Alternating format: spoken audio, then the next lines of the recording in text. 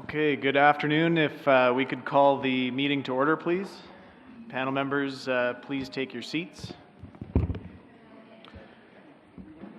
appreciate everyone's patience, in particular those that are connected online. We did take an extended recess to afford some time for a break, as well as respective section caucus. So where we left off prior to the break was the conclusion of the Yukon River Chinook Salmon Season Summary for 2019 presented by Alaska, by the United States. And so at this point we have the opportunity, if there are any questions from panel members with regards to the information that was presented by Holly and Fred. So who would like to start? Questions from panel members regarding the presentation? Panel member Andy Bassich, thank you. Got in under the nick of the call there. I guess this could go to Holly. Could you pull up the slide that was showing the passage at Eagle Sonar?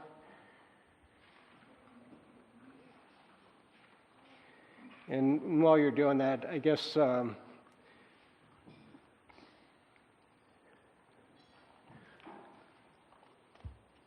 It's a long presentation, so it's a long one. I could throw a number at you, but it might. I forget what slide number it was. I didn't write it down. I'm sorry. The end of season, I presume, is what you're looking for. Yeah, the end of season. Okay. The bar graph that shows the Yep. different structures of the run. We're almost there. We're so close. One more, maybe. That's in Chinook. That's it. That was it.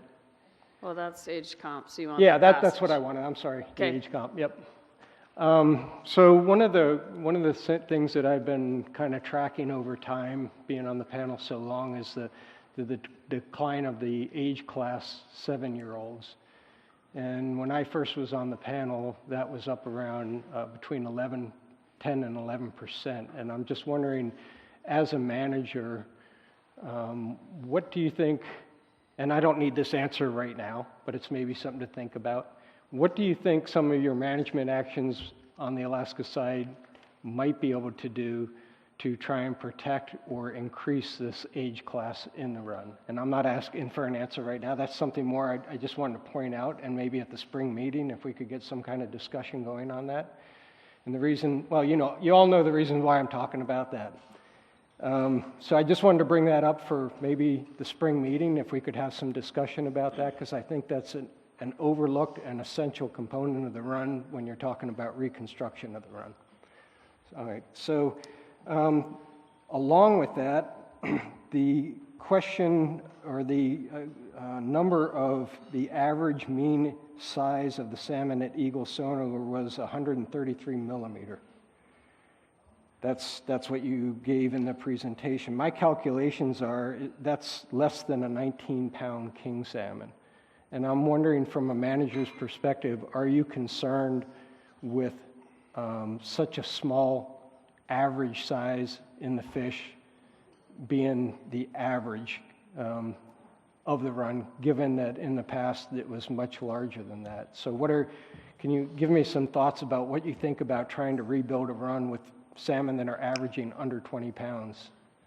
Yeah. Thanks for your comments and questions about this. I think what you're talking about is what we're seeing across the entire state of Alaska, which is a reduction in size at age and a reduction in numbers of older fish. We're seeing that across a lot of fisheries, and I think it is a broader question of what are we going to do to account for this, either in our escapement goal policies or our management practices. But this is not a unique case to the Yukon. So certainly to address it here is way beyond the scope. I do think it's a great idea for an agenda topic so that we can prepare information, and barring that, I just think it's beyond the scope of how we manage this run now, because this is a long-term trend that you're discussing. And what we're seeing now is an average. Over the last 5 years, we had above average quality of escapement with the current size of fish. So yeah, how to bring back those older, bigger fish, I feel like that's a bigger question than the time series we're dealing with now. Yeah, thank you. I guess what I'd like to do, suggest to the panel, is that we put this as an agenda item in the spring, and to accompany of that and to help facilitate that discussion, to have as far back of a history of what we had in the 7-year-old age class of the run, so we can hopefully look back towards the 70s, 80s, 90s, and see what happened during that time frame, and if there's any fecundity information on those different age classes. And what I'd like to also reference is I believe that during the commercial runs, during the commercial harvest of runs in the 70s and 80s, they actually had to create or turn in ASL on fish. So I know DFO would have that, and I know that I believe it was Han Fisheries up in Dawson should have those records. So if those materials could be brought when we have those discussions, I would really appreciate it. Thank you, thank you, Mr. Co-Chair. Great. I have one question. Sorry, Harvey. So just from thank you very much for walking us through the U.S. Management planning process and implementation of management strategies. There was a lot of information there, obviously, to gather. But at the end of the day, I would imagine that Alaska Department of Fish and Game structures a management approach to facilitate or to strive to achieve a certain number of fish across the international border. So can you give us some indication of what that number was? What were you shooting for as far as passage across the border? So every season we shoot to meet the spawning escapement objective, which is 42,005 to 55,000.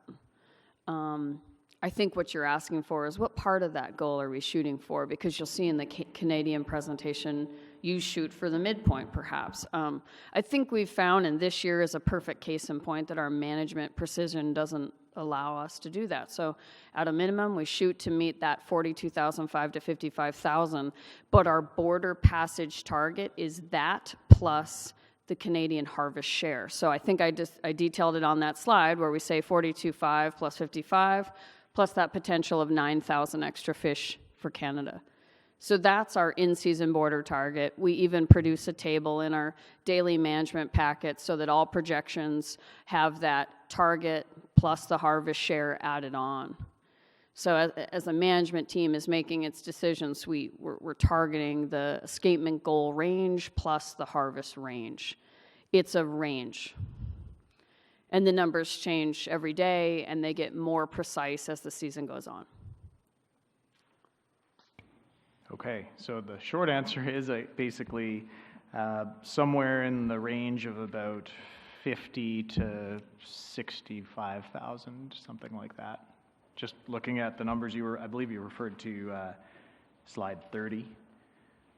So just trying to understand, you'd talked a little bit about some of the challenges in achieving goals, and from a panel perspective, we're trying to understand kind of how big the gap was, so to speak. So we're essentially talking about missing by approximately 15,000, something like that. So thank you. Harvey, you had a question. Panel member Harvey Jessup. Yeah, thanks, Co-Chair. Thank you, Fred and Holly, for that informative presentation. I had a couple questions, and Holly, you have an amazing knack for getting in my head, because I had these questions as I was writing them down, and then you'd answer that question the next slide, which is really annoying. But anyway, it still begs a couple of questions. So one, you recall our conversation in 2018. We were talking about the 2017 run. And in that run, we had roughly 100,000 more fish than we had the previous years. And that additional fish was not reflected in what crossed the border into Canada. And I remember asking you, how do we account for those missing fish? And at the time, I think you explained to me that it had everything to do with pilot and the confidence levels around those estimates. However, I was on that one YRP call this summer when you were telling the folks on the call that you had tremendous confidence this year because of the absence of summer chum, right? So I guess, and I think you did address it in the slide further on, but just again, could you perhaps share with us your confidence in the counts at pilot in 2019, this year? I was worried I belabored the sonar part of the presentation, but I do have a lot of experience with the sonar, and I know that confidence interval of plus or minus 20,000 Chinook. In any given year, you might be looking at your point estimate being closer to, or the true estimate maybe being closer to the lower end or the upper end. This year, postseason, we have enough information to tell us something's wrong. Either we were at the lower end, or our point estimate is fine and 40,000 fish died. The problem is we're never going to have the answer to that. We never have the answer. So I showed you the gut checks that I would do, the data checks I do. I checked with the sonar team on all of these issues that can cause overcounting. I still don't believe that we overcounted, but it's going to be the first things I must conclude unless they all died. But again, we're still leaving out harvest. So let's rediscuss this when I know what percentage of the harvest accounts for this discrepancy. If a lot of it is accounted for in the harvest, great, that's our answer. If it's not, then we have more questions. But the sonar performed really well. So I have high confidence in the sonar's accuracy, but it's been a pretty useful tool for managing. And this is one of those years where we think we've got enough information to manage, and then we fail to meet objectives at the border, and we are going to have to ask the questions of which aspect misled us. And it might have been all of those pieces, including the sonar. It's likely we were maybe at the lower end of that confidence interval, but even those 20,000 fish, those are drainage-wide fish. So that doesn't account for 40,000 missing Canadian origin. So I don't have a better answer for you. I'm not sure I will going forward as far as the sonar. We won't have new information about the sonar, just new harvest information. If I could follow up, Mr. Co-Chair. Thanks. And I'm sure you know this already, but from Canada's perspective, that information we get at pilot is not only is it important for some of the decisions we're making here, it's the only information we have, right? Because we often, for example, as a subcommittee member, we're tasked with making recommendations for how the fishery will carry on for the season, which doesn't start until late July, August here, and by then the fish are coming into Canada. But we are basing that on what we are hearing is happening at pilot. So just enough. Suffice to say that we too count on pilot. I had one more question, I guess, and I don't know if the slide numbers are correct, but if you go to, it's 14 in my book, but I know you've got a bunch of drop-down slides, but it's the one that talks about the stratum 1, 2, and 3. It's frozen up. I'm sure Louise can get us back on track here. Okay, sorry. And did I understand you correctly, Holly, you say the first fish entered the mouth on June the 2nd? Yes. Well, it was the first fish was caught. Sorry, can you speak in the microphone, please? Thank you. The first fish was caught in the test fishery on the 2nd of June. The subsistence harvest was, I think they might have caught one on the 3rd, but it was something like that. So. Okay, so on that slide, it starts with June 2nd, and then it goes up to the first stratum ends around the 22nd of June. There it is. Thank you. And Holly, you referred to enabling or prosecuting a harvest on what you referred to as the trickle, and I'm wondering where in that graph would the trickle be? So this is an excellent question. So these are counts at pilot stations. So bear in mind, this is the daily passage as it looks up in District 2. But this is the same shape it would take in the lower river, right? What we typically do is we determine the first pulse based on a certain strength of the first group. And so these fish that come in before that is the trickle. And this year we had an incredibly large and strong trickle compared to last year. Okay, so what's informing your decisions then prior to pilot? Because I'm assuming they're fishing for 200 kilometers. So what's informing your decisions at that point? So the Lower Yukon test fishery provides us CPUEs, and it's not 100% because that's not a true magnitude, but typically when we see CPUEs of greater than 1.0, that's an indication that that's a pulse present in District 1. And that's when we reduce fishing immediately from that point forward. So that's actually detected down at LYTF. Okay. Thank you. Question from alternate panel member Tim Gerberding.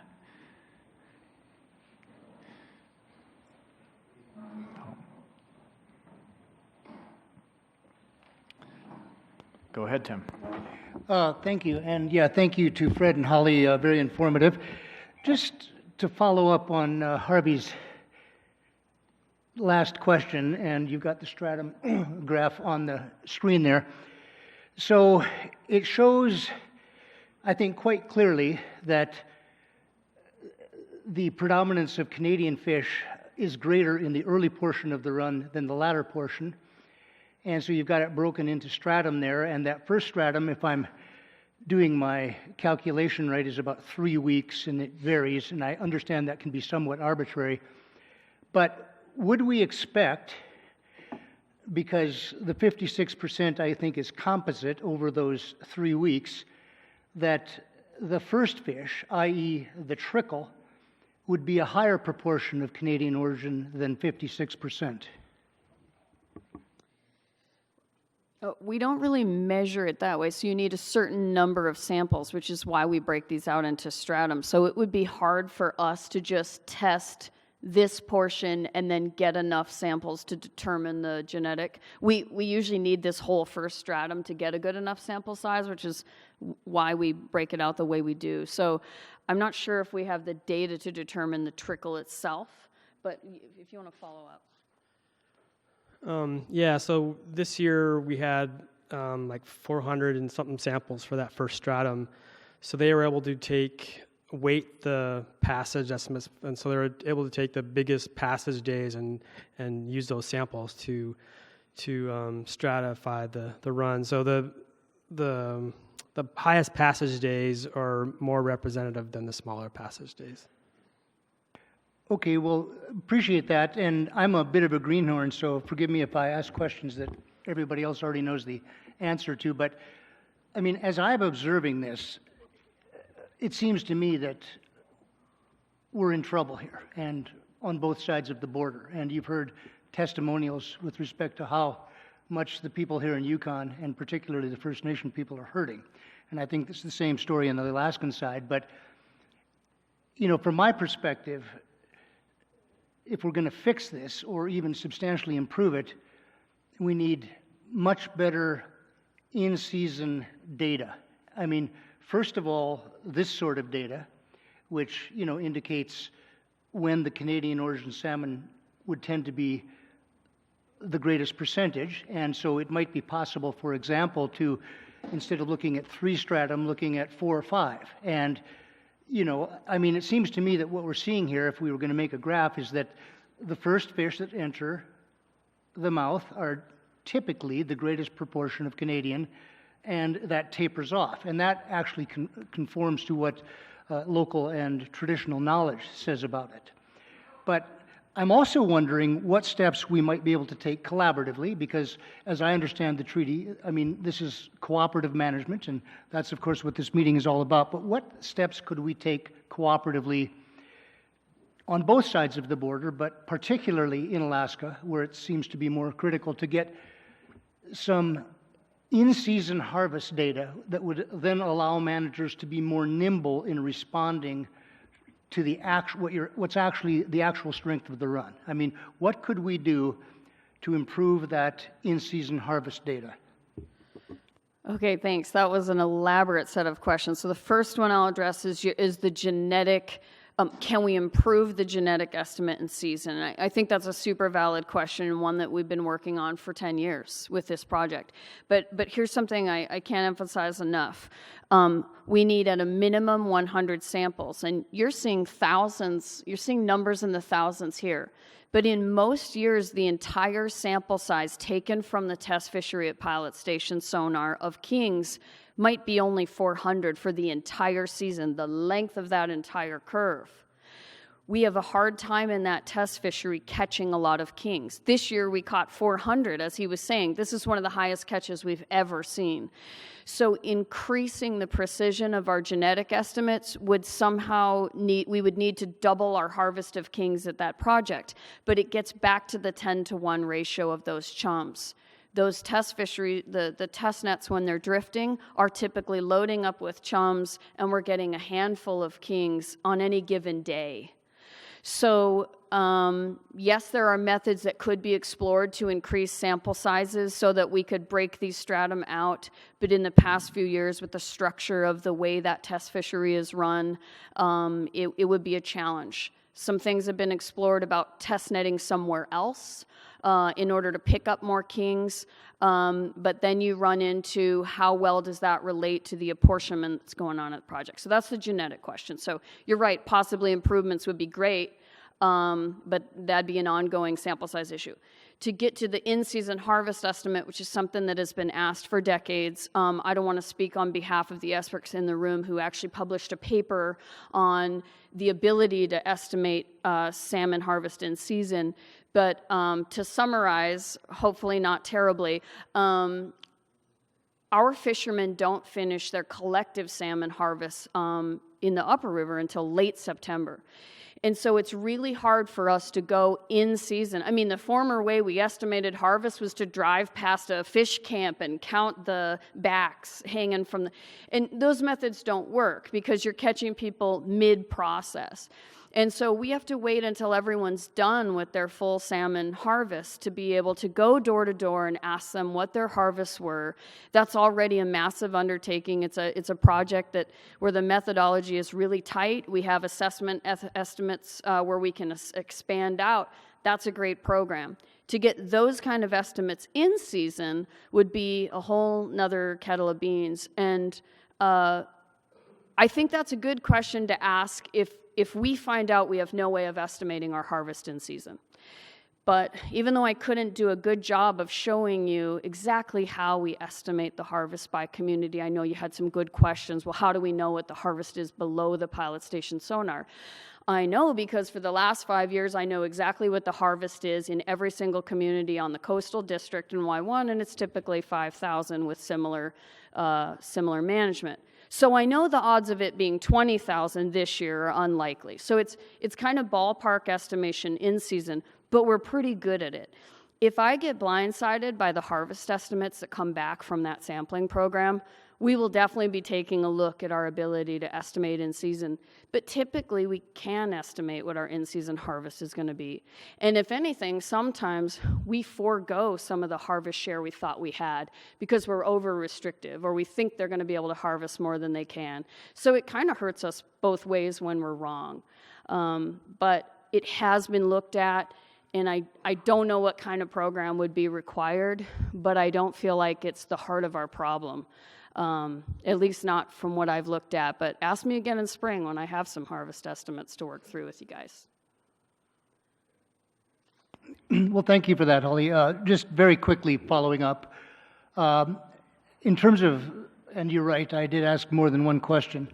In terms of the genetic samples, I'm wondering whether those might be obtained from the fishermen below Pilot Station. I mean, I don't know that it makes sense to kill any more fish to obtain those, but I know that I was a commercial fisherman below Dawson. Well, I still am, but haven't fished Chinook for 2 decades now. But in any case, I mean, at one point, the commercial fishers at least were voluntarily taking genetic samples from their catch and giving those to DFO. So, you know, I mean, it didn't hurt the quality of the fish. Maybe there are options there that could be explored. And in terms of the harvest data, you know, what I've got in mind isn't necessarily perfecting an estimate, but actually getting numbers. Now, I recognize there are certain challenges with that, but I mean, there are two ways to do that. Basically, you can hire somebody to collect the numbers, or they can be voluntarily reported on a regular basis. And I would think that we should be able to figure out a way to do that. Thanks for the ideas about in-season harvest sampling. I'll address the genetics. So we do sample the genetics from the Lower Yukon test fishery, although that's a selective fishery with large mesh. We also had a harvest sampling program where we did exactly that. We were, fishermen were being paid to sample their harvests, and that's how we've collected a wealth of information for 3 years, at least the last recent 3 years. The genetic component of the harvest, but that is different than what's collected at pilot. Pilot is meant to be a true representation of the stock composition of what is passing in the river. It's supposed to be representative of the drainage-wide run. Harvest is going to be selective based on gear, management, timing, all of that kind of thing, and we do have that data, and we are summarizing that data now for a final report. So hopefully you'll see more information about how we do that. We just didn't include it here.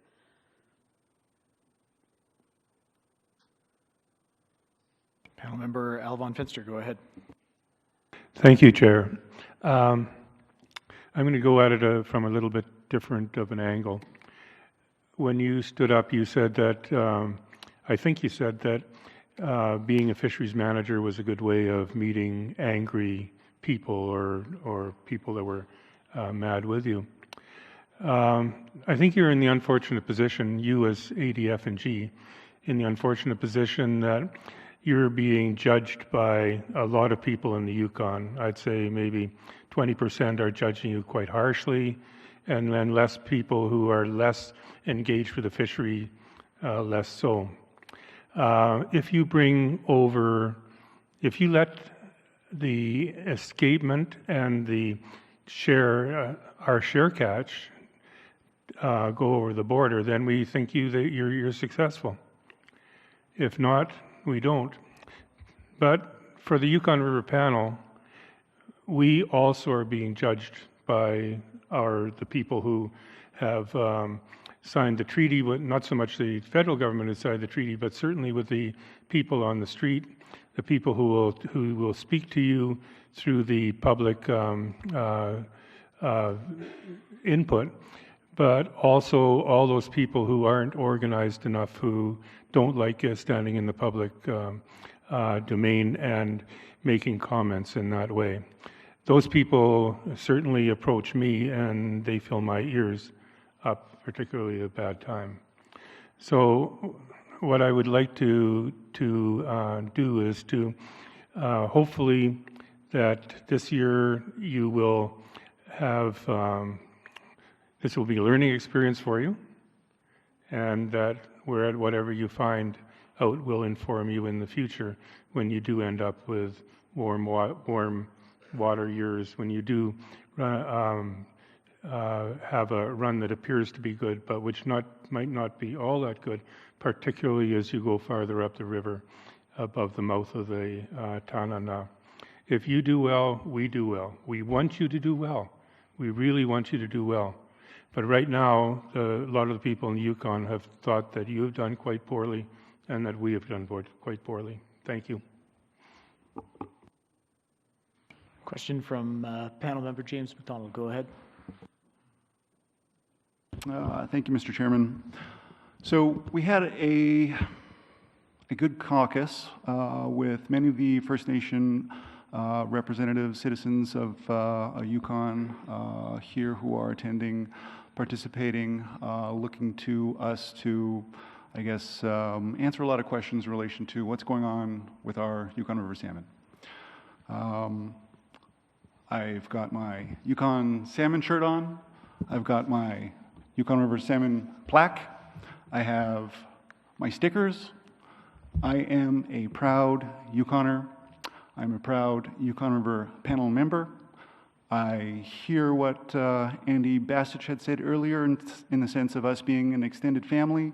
We have these same conversations from year to year, and nothing seems to be getting better. People aren't satisfied, and more there are deeply rooted frustrations that, if they aren't discussed, tend to linger and fester and manifest in different ways that aren't necessarily productive. So this is all to say that it's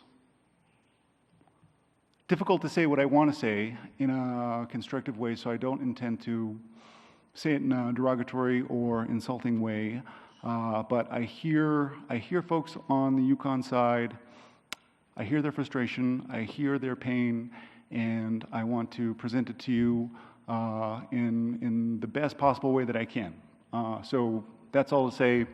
You know, when you put words up on the screen in the slide in your presentation where folks in Alaska are doing well, they're meeting their needs, they're not necessarily being restricted because they stopped fishing, and you potentially caught 25,000 Canadian origin Chinook, and on this side of the border we have 3,000 or less, which is to say we're not catching any fish. You caught more in your commercial incidental catch than we caught all season. And that is a deep source of frustration for a lot of people. It is protein that people aren't going to be feeding to themselves, their children, their extended families, and so on. It is a tremendous loss to the community, the ecosystem, a way of life. So I want to kind of just put that on the table, and I guess it's sort of a philosophical question in the sense of how do we help you so that you can help us? Because it's a two-way street. You know, we need your help, and we're extending to you any sort of branch that we can provide to you that would assist you in helping us, because we're getting to a point where folks are desperate. At the fish ladder, there are record low numbers of fish past the dam. We're looking at potential extirpation of certain stocks. Troubled times. How do we address this and talk about it in a way that's constructive? So, you know, we spend a lot of time looking at genetics and graphs and having detailed orientated conversations about this, that, and the other, when at the end of the day, people are just not eating salmon. They're not out there catching salmon. They're not out there with their families. They're doing other stuff because there are no salmon. And, you know, how do we, for everybody, how do we address this in a way that we can feel good about it? So,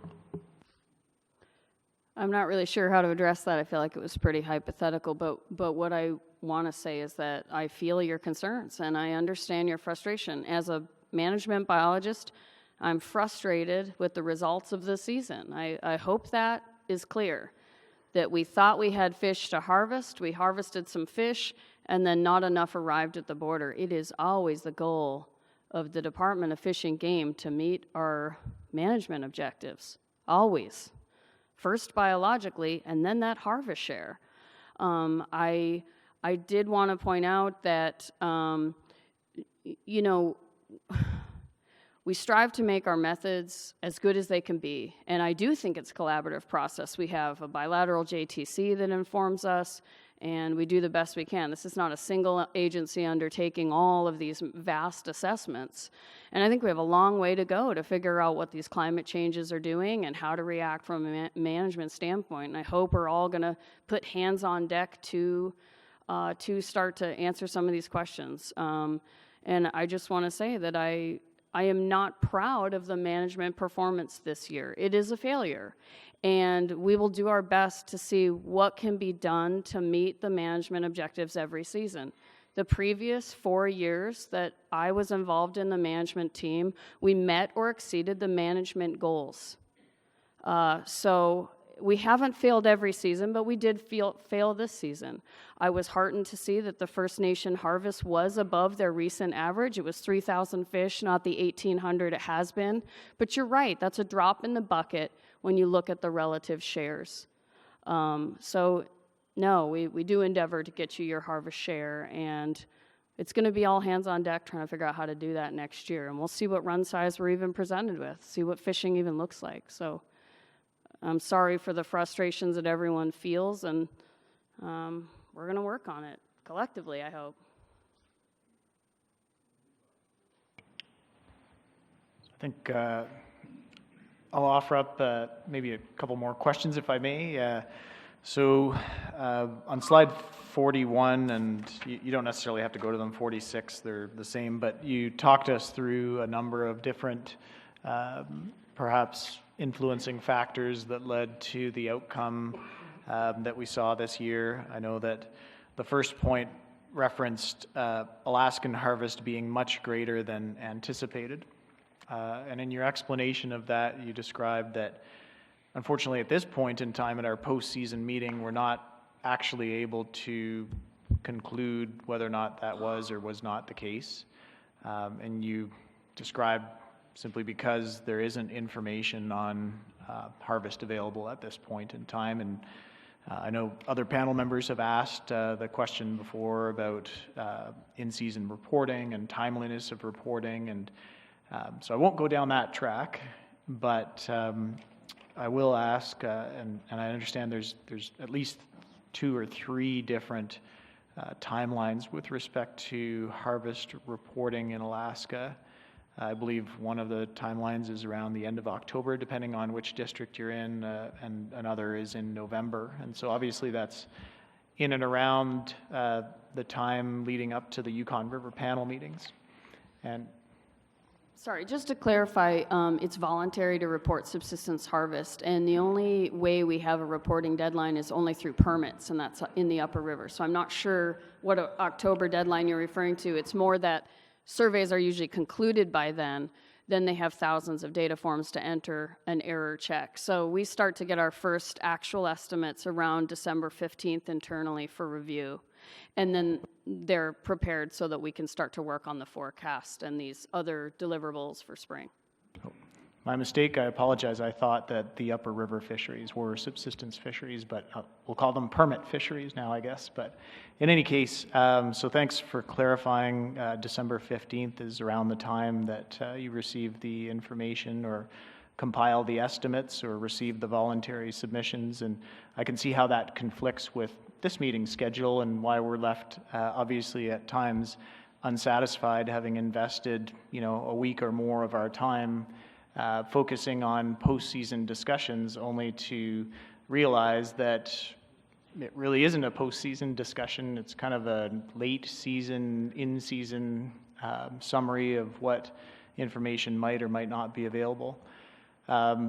So maybe this is more of a question for the panel, is that I would suggest that perhaps we reflect on the timing of these meetings, that if in fact this is intended to be a postseason meeting, and given that our one of our obvious key partners in this process, Alaska Department of Fish and Game, is not in a position to share postseason information during the time when we schedule said meeting, we should perhaps look at adjusting when we hold these meetings, such that we can have fulsome reporting postseason and then fulsome reporting preseason, and not just a partial check-in at one meeting and then post and pre-season information all at once. So not looking for a response, but merely just thinking through creative ways and means, building on James's suggestion and other suggestions of perhaps how we might better position ourselves to effectively engage in this process and be as informed as possible.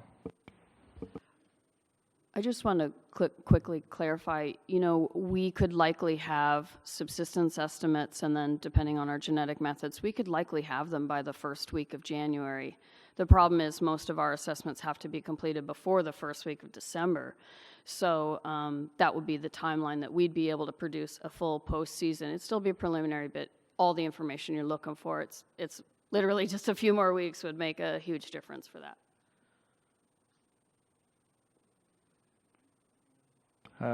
Question from panel member Harvey Jessup. Go ahead. Thanks, Co-Chair. And Holly, I don't know if you can answer this, or perhaps our co-chair from Alaska, but just in terms of the obligation, Alaska's obligation under the treaty to deliver X amount of fish to Canada. Two things. So District 5, especially the upper levels of District 5, my understanding is all those Chinook are coming to Canada. There are no tributaries, spawning tributaries at that point. And so I guess, and what I heard this summer on one conference call was the concern expressed that in fairness to fishers in the Eagle area, there had to be an opening, which there was. And I also understand that it was perhaps a bit relaxed with 7.5-inch mesh. But so along with the obligation to meet your treaty, is it possible that the treaty trumps the fairness? And I guess that's kind of, so if at that point you knew that it was going to be a squeaker, you either were going to meet it or you weren't, in all likelihood you weren't, then you deliver the bad news to upper river fishers that they can't fish because you have an obligation under the international treaty. Just a question. I think I'll take a stab at it, and then I would ask John to follow up if Mr. Co-Chair would like to add. But in District 5, I think it's important to note that we had multiple restrictions throughout the season, including full closure for 10 days, 6-inch. And then towards the very end of the season, when most people reported being done, we did relax to 7.5. We did that around the time that most people stopped fishing and we transitioned to fall. The question is, would you just close all of Eagle now that you know from the sonar that you might fail to meet a harvest share objective? That's a tough one because if you think about it like this, consider that each community has tribes. We don't, they're not typically called First Nations, and they have all separate tribal governments, but they all have a subsistence priority in the state of Alaska, and when there's a harvestable surplus of fish across the entire run, in fairness, we try to provide reasonable opportunity to everyone fairly. So what you're saying is if we think we see something at the sonar, we would just close the whole upper river for the rest of the season. I think we'd have to find a different strategy than that. But I also think that going back to our ability to estimate in-season harvest, the community of Eagle, on average, their harvest will be 700 fish. We are 9,000 fish, possibly 9,000 fish short of the harvest share. So if 2 more people might have fished when we relaxed to 7.5-inch at the end of the season, not only would it not be the full 700 fish, but it will never be the full 9,000 that are missing. And so I think it's worth delving into those numbers to talk about the impact that would have, whereas on a personal level, if one fisherman who has not fished all season long, who owns a 7.5-inch net, and it has been illegal for him to fish all season long, if he cannot go all season, we have now not provided very fair and reasonable opportunity across all the users. So these are things we have to consider domestically. Mr. Co-Chair. Yeah, Mr. Chair, I think that maybe some of our U.S. section members, given that they're actual users in this equation, I think you had a comment you might want to make, Rhonda. I'd like to defer to them on this. I would strenuously object to any shutdowns in the upper Yukon. That is not only unfair, it's also illegal, and it makes 0 sense to shut down at that time.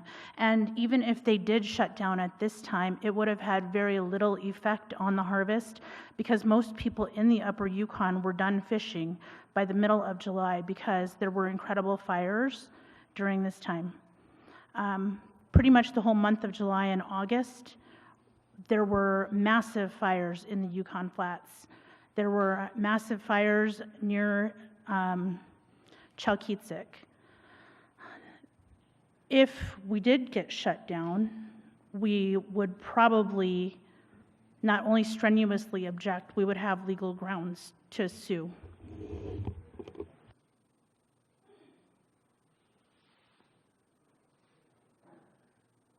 Thank you. I just want to clarify something. You know, a lot of times when you look at closures and you look at these things and you hear these different things, it's very easy to formulate ideas of what's happening, and oftentimes things that happen actually happen are a lot different than that.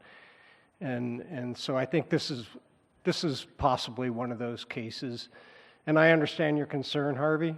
And just to give you my observations, because I live in that area, I'm on the river a lot in that area. All the fishermen that I saw were off the river and done fishing by about July 20th, somewhere around there. And I only saw one person fish later in the year. So one of the things that we're trying to do in our community is trying to get people to shift to try and harvest during that trickler time, because what we're learning is that's 99% male fish that we catch. And most people in Eagle use 6-inch mesh. In fact, almost everyone. I think there's only one person that has a 7.5-inch mesh net. So the people in that area are very well aware of the concerns and the conservation, and their way of addressing that is to try and fish during times when, A, they're going to try and catch smaller jackfish, and to because I've been very adamant about trying to educate them about the large fish that come in later in the run. So that's the effort there. And I think I understand your observations and your concerns, and they're valid. But in this case, the actual fishing that took place wouldn't be supported by maybe your summations or your thoughts of how it may have happened. So I just wanted to clarify that for people and let them know that people are very aware on the Alaskan side and especially in the upper Yukon. We're very aware that what we're catching is 100% Canadian fish, and doing everything they can to try and reduce that. And there's still a lot more education all up and down the river. And that's, in my view, that's what's the most important thing for this panel to focus on right now, is not necessarily enumeration, but education. Get people to take ownership of what's happening on the river and respond to it.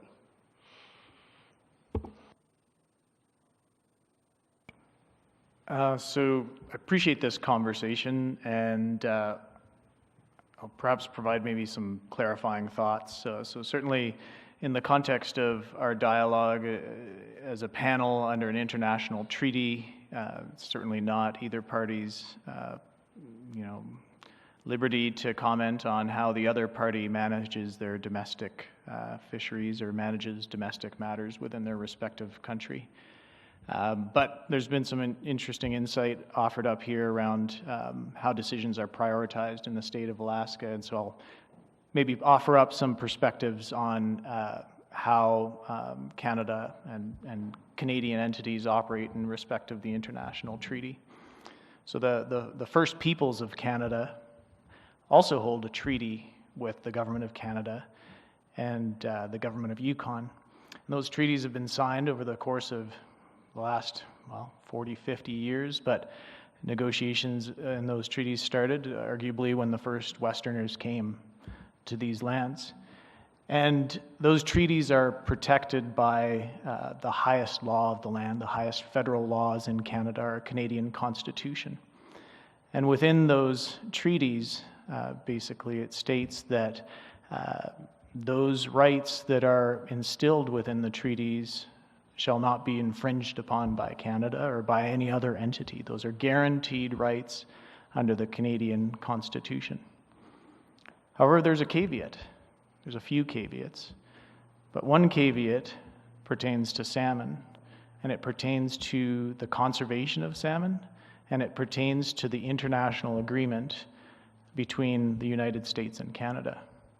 And it states within those treaties that under no circumstances shall the rights of First Nations people in Canada, protected by the Canadian Constitution, be infringed upon unless there's a circumstance that involves a conservation concern for salmon, and by extension, a treaty obligation with the United States, our partners, our neighbors, is not likely to be met.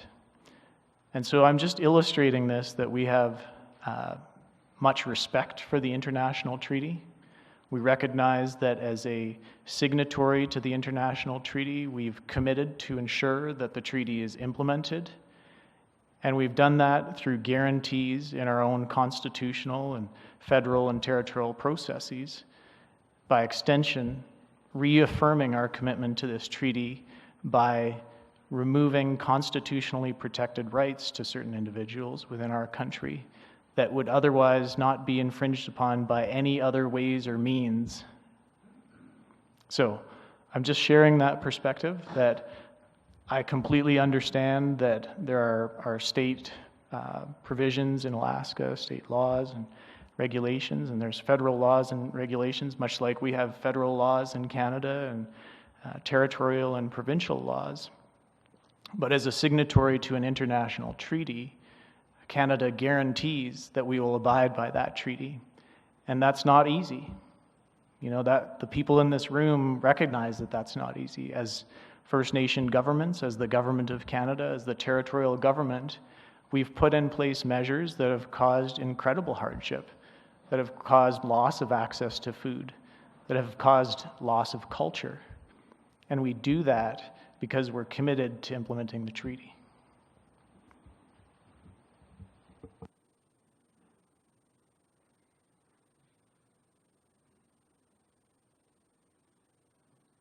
Panel member Dennis Simmerin. Thanks. I hope there's a question in here, Holly. But I guess, it gets down to, I understand why you made the approach you took in the management regime you have and whatnot, and you had a good forecast, you had some strong indications, and then there's some deficiencies in data. We don't have a Middle River assessment project, for example. It's very difficult to get in-season harvest data to be able to manage. And then there's those complexities around 5D and whatnot. But I guess my feeling is, we're in a data deficient environment. We're talking about a lot of variables. And I feel like we can spend the next 20, 30 years chasing data and trying to plug those gaps. I still feel there needs to be a political will and a will at the local level to conserve and to get beyond some of that science and just do the right thing, because things are not going very well. And I guess, we have, adaptive management, we're learning from it, and I appreciate your slide, because like Harvey, you got ahead of every one of my technical questions. You had them all listed there. And even what can we learn from this? You even had that one. To me, it strikes me, it's precautionary principle, right? We can't manage the variables. We can't figure out every little thing and manage this right down to the fish, and you've said that before, and we can't do that in Canada. But how do we ensure that we build enough risk into this system and the precautionary principle to ensure that we get the fish across the border? And I'll just keep going, I guess. James alluded to a very raw and honest discussion we had in our Canadian panel, and we carry a lot of that weight, and that's kind of why we're sitting up here and we signed up for it. But I guess I want to say, beyond the cultural loss and everything of that nature, people are dying. That was the message we got. Literally, people are dying, nutritionally. And I think people want to be heard. They want to be seen. They want to be involved. They want to be respected. And I think we had a presentation earlier today from the First Peoples group, and there are other groups of that nature. And I think we really have to listen and try to figure out a way that we can have enough dialogue in advance of these meetings, because to be honest with you, a 20-minute caucus when we're talking about people dying is just not adequate. So I just feel like we have, it's not a question, Holly, and you did a great job in your presentation, but I guess it just had to be said, and I think I always appreciate the moments at this panel when we're human and we talk about those human aspects, because I also agree that it's going to be the people along the river that are ultimately going to solve this. It's not going to be the science of the data. Thank you. Any final questions from panel members? Not seeing any. Thank you, Holly, and thank you, Fred. And we're going to do our best to push through here. We had made a commitment to receive the Canadian postseason presentation, and so I'd like to welcome Jesse Traris and Michael Folks from Fisheries and Oceans Canada, who will be providing our presentation this afternoon. I'm confident they should be able to get through it in a reasonable length of time. We will provide opportunity for further questions if we need to tomorrow morning, but I would like to move to testimony at about 20 to 5 at the latest. So, Michael, for yourself and Jesse, you have about 25 minutes to provide your presentation, and if there's any pressing questions immediately, we can take them right away, or we'll resume with questions tomorrow morning. So, welcome. Thank you very much. I was going to comment myself that I acknowledge the time, and we are a little bit behind schedule, to put it lightly. And I will certainly endeavor to keep the presentation details, unfortunately, to you might say, a minimum. So if any of you have questions of clarification after the fact, please don't hesitate to approach me. Whether that's today or tomorrow, I'd be more than happy to move the mic or move my body.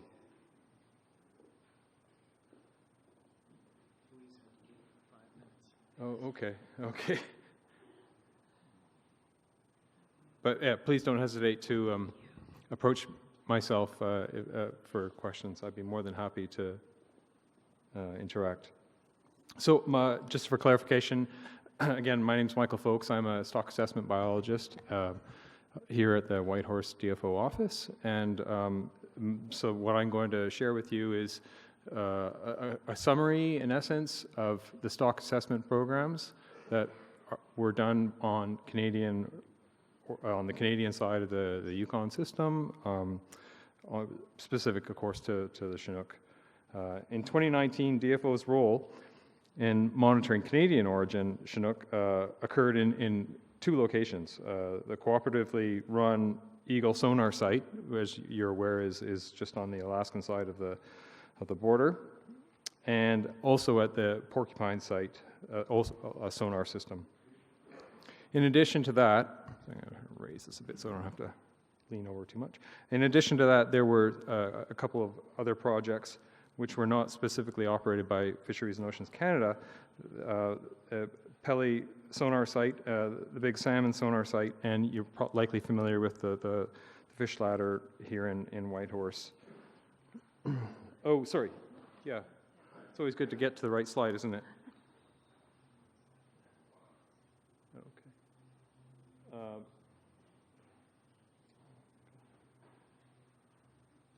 So it's not. My apologies for missing that obvious detail. In addition to what I've just mentioned, in the past you might notice that there are two sites that are in a gray font up there, the Blind Creek Weir and the Takini Sonar, which did not operate in summer of 2019. No, that's not going to do it.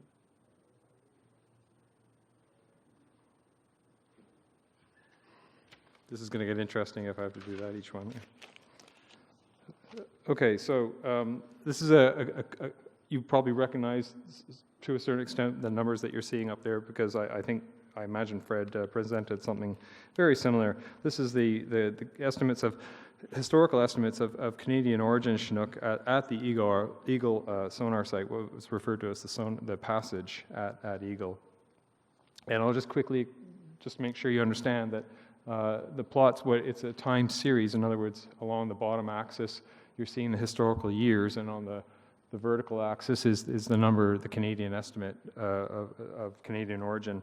And so each vertical bar is the number of fish that was estimated at the Eagle sonar.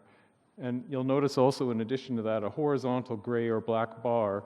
That's the average of all that time series. And that average represents about 57,500, specifically 57,700 fish. So that gives you an idea of where the historical years, and of course where in particular 2019, compared to what we had seen in the past. And I think it's pretty obvious to you where things stood in regards to 2019. We saw there was an estimate of about 45,500 fish, which is about 12,000 below the historical time series average.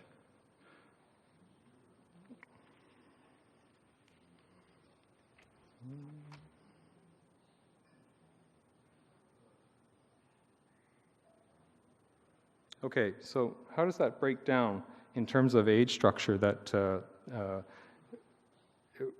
each year we estimate at Eagle the age structure of what's passing through, and so it's very similar plot that the one you just saw. Along the bottom axis is the historical years, and the vertical axis is a proportion. So each of those, let's just look, for example, at the 2019 bar, which is over on the right-hand side. You'll see it's broken out into, there's three, in essence, 1, 2, 3, 4 little different boxes of color. Each of those is a proportion of how much of each age do we see coming back in 2019. So the bottom, the hash marks, that's the age 4 proportion, and then up above that is what proportion of age 5s, and then 6s, and then of course at the very top is a very small proportion of age 7s. So of course you add all those together, you get 100% of the fish that came back. So a very simple take-home message is that the age 4s, the very bottom group, was about 8.5%. Age 5s was about 49%. That was the predominant amount of what we saw coming back was that. And the age 6s was 42%, and of course progressively smaller components for the older ages. During the last decade, age 6s and 7 proportions in the samples, they certainly have declined, and that you can see that by looking at what would be a light blue component, so that's your age 6. And you'll see how around the 2009, 2011, that sort of period, the lighter blue is a dominant part of each bar, and then progressively getting smaller and smaller towards the right-hand side as we hit 2019. So that's indicative that we're seeing fewer and fewer of those ages in the samples.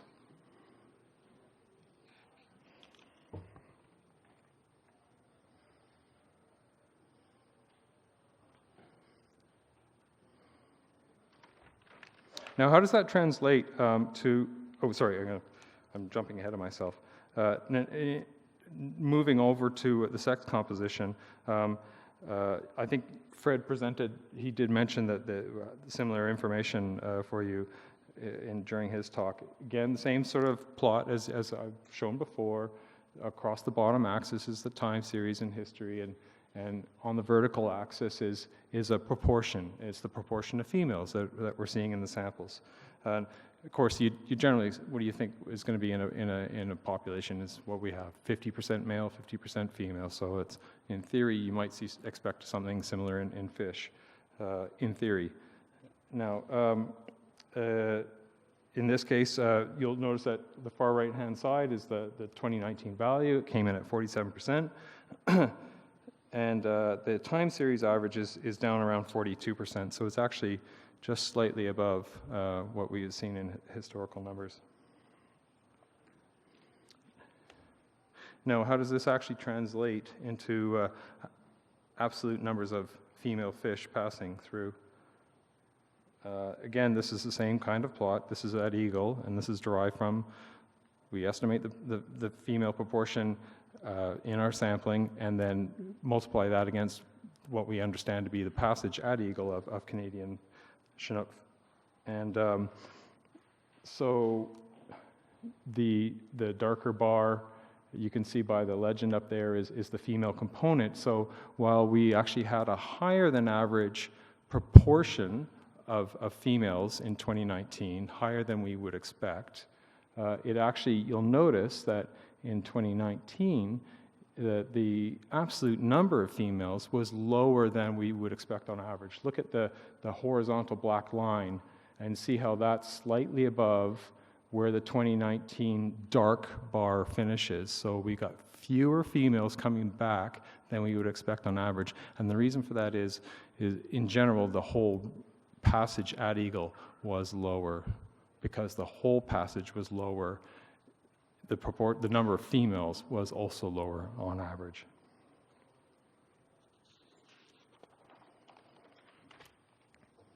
Okay, moving on from the Eagle system into the Canadian systems. The Selkirk First Nation has operated a sonar project at Pelly River for 4 years now. The 3-year average came out to 8,100 fish. That's, in other words, 2016, 17, and 18. If I remember correctly, the 2016 was a pilot year, so that was a slightly uncertain, but nonetheless, the average right now is around 8,100, pardon me, in the past, while 2019 preliminary number is around 6,900 fish. So we are seeing a number which is certainly below the average of what was understood from prior years. Please forgive me, I am somewhat rushing through this stuff. I have other things I want to discuss, but I'll keep it to the basics if I can. In addition to the Pelly site, we have similar information coming from the Big Salmon River, and that's been available since 2005. You'll notice again, it's the same kind of plot as I presented on all the other ones, where the horizontal black line represents the time series average, and that's around, let's see, about just under 5,500 fish is the horizontal black line, and the preliminary number at Big Salmon is just over 3,800, so certainly well below the historical time series average. So I think in general seeing a common theme amongst the slides that I've been presenting to you.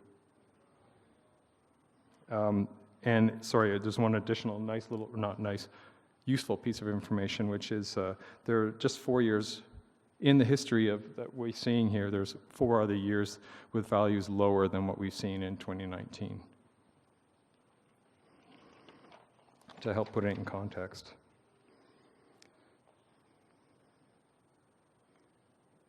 The final system that I'll be mentioning today, you're all likely familiar with the ladder counts here at Whitehorse Rapids ladder. There were 282 fish, Chinook, counted for 2019. This is the second lowest count in the 59-year history at the fish ladder, and that compares to a time series average of 973. So that's that horizontal black line that you see there.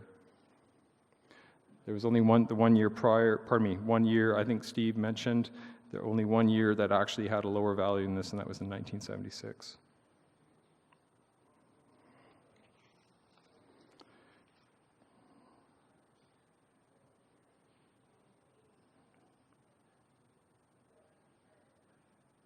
So similar sort of information proportion of females that were found at the Whitehorse fish ladder. Now, so some of this information, we have to go through this moderately carefully, so I'll try and I'll do my best to in an efficient manner for you. There's 28% females estimated in 2019, again at the Whitehorse fish ladder, compared to a time series average of 30%. Now compare that to what I mentioned earlier on of eagle, 47% females, so quite a difference. Generally, sex ratios, we can expect them to be slightly skewed in hatchery origin populations, skewed, that is to say, towards having more males, which I suspect is what, there's an assumption that might be what's going on here, while we're seeing this consistently across the time series. But also, this is a highly uncertain number, the 28%, because it's confounded by the fact that it's estimated from an extremely low return. And if I remember correctly, of the 282 fish, 37 were of hatchery origin and 245 were wild origin. So there's a lot of uncertainty around this. Please take it with a grain of salt.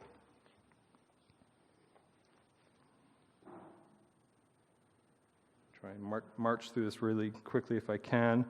The Porcupine River site, again, is a Canadian DFO, operated system with a moderately short history currently. The preliminary value is 4,700 fish. is above average. As you can see, the horizontal line there, the horizontal black line is the average of the prior 5 years, and that average is 3,800 fish. So I suspect the assumption is that we're seeing the slightly improved numbers here compared to what I just presented on all prior systems, because the porcupine did have a rather uniquely different summer compared to what we saw elsewhere, in that it had a reasonably good snowpack, and I've estimated, my coworker is going to go into this details on this stuff tomorrow, the so-called environmental conditions, but we know that the porcupine had a rather reasonably good snowpack, and also a fairly dry, led to quite tolerable temperature conditions.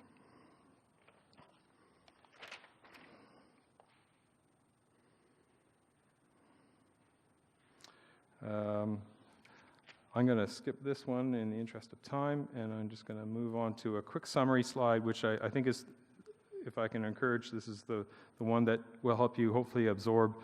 It's in essence a summary of everything that was just presented. It's the 5 projects were managed this summer, which evaluate the returns of Canadian origin Chinook. Of those 5, 4 saw returns that were either below average or well below average, and the porcupine system was the only one which gave indication of slightly above average returns. So there's the general synopsis for you. I think that's it. Is it on to you? So please do come and ask me if you have any questions.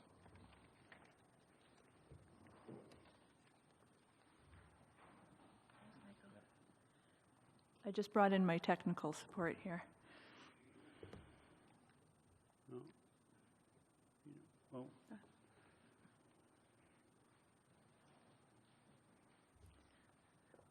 Okay, so I can start off even without it on the screen.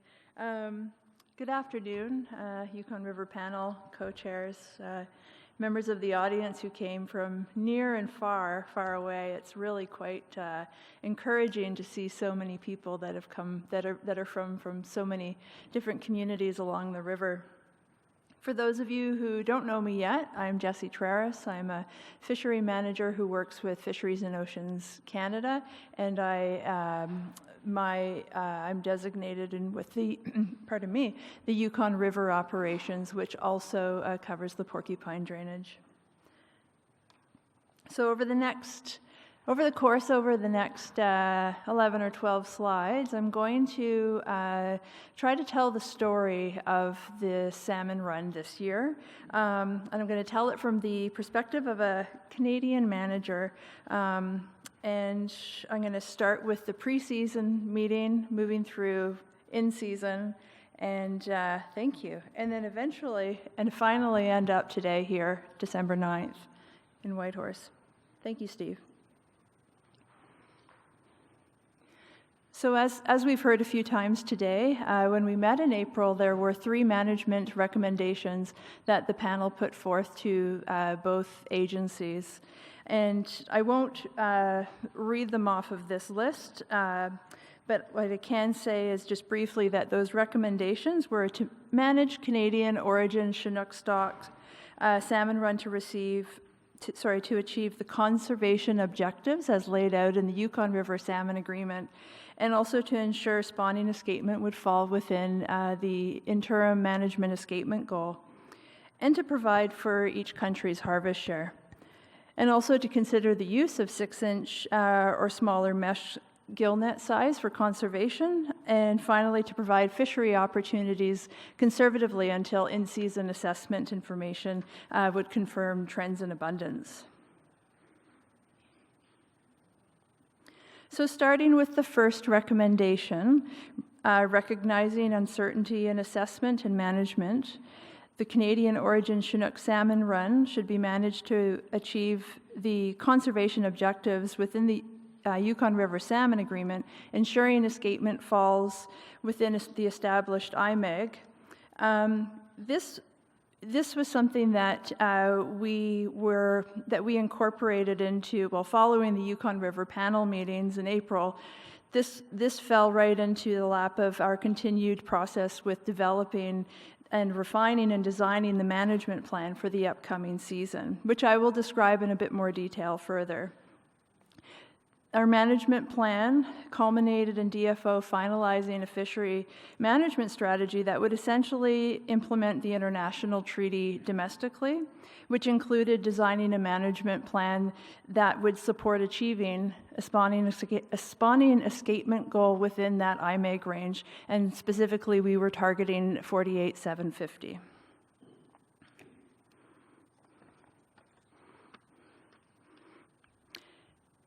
The second management recommendation on the screen above reads to provide for Canadian origin Chinook salmon conservation, consider the use of 6-inch or smaller mesh gill nets upstream of the Tanana River, Yukon River main stem confluence within the regulatory structures of each country. So following the meetings in April, we went back to the drawing board and we thought, well, how can we do this in the Yukon and Canada?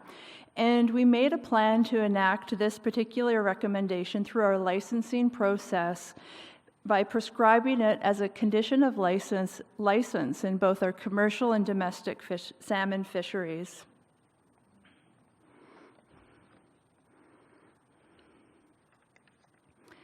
So pictured above is the front copy or the front page of Canada's Integrated Fishery Management Plan. This plan is updated annually, and this is the plan that sets out the management actions for the coming season. The final product that we see above is the result of the input, pre-season meetings, recommendations, consultation with First Nation governments, stakeholders, the Salmon Subcommittee, and the international management recommendations, in addition to the treaty's obligations.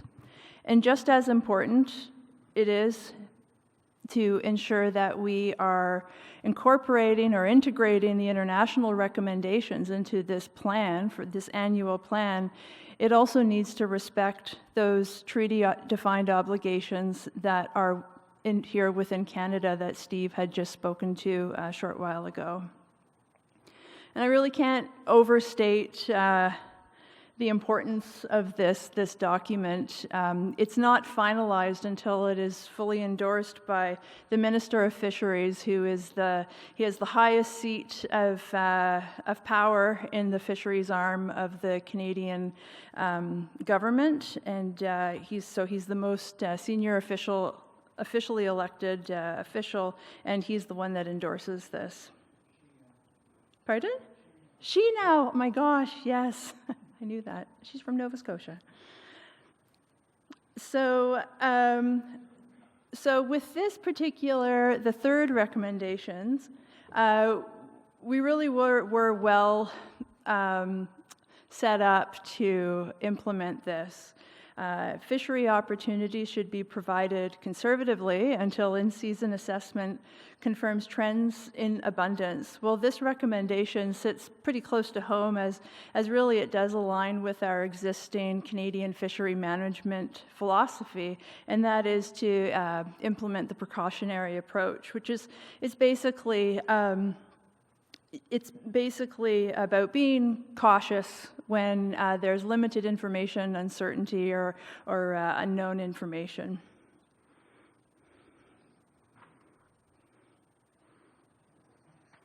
Okay, so now I'm going to get into the season, and I'm going to cover off the season sort of in a month-by-month approach of telling the story by providing, by sharing the information that was available to us at the time and what our management activities and how we implemented the management strategy was carried out. Please keep in mind that all the figures that you will see presented are of Canadian origin Chinook. I won't be using drainage-wide figures that I know many of us are used to seeing, but this is just in respect to the Canadian origin Chinook salmon from the Yukon River. And also you might find that Canadians were really fond of just using the midpoints, so I'm likely going to be quite consistent with referring to midpoints when there is a range. So back in April and May, we knew that with the pre-season outlook of 84,000 fish and a spawning escapement goal of 48,750, the Canadian harvest share allocation was, well, we estimated it to be just over 8,000 fish. A harvest allocation of this size in Canada would provide a fishery opportunities limited to the First Nations subsistence fishery.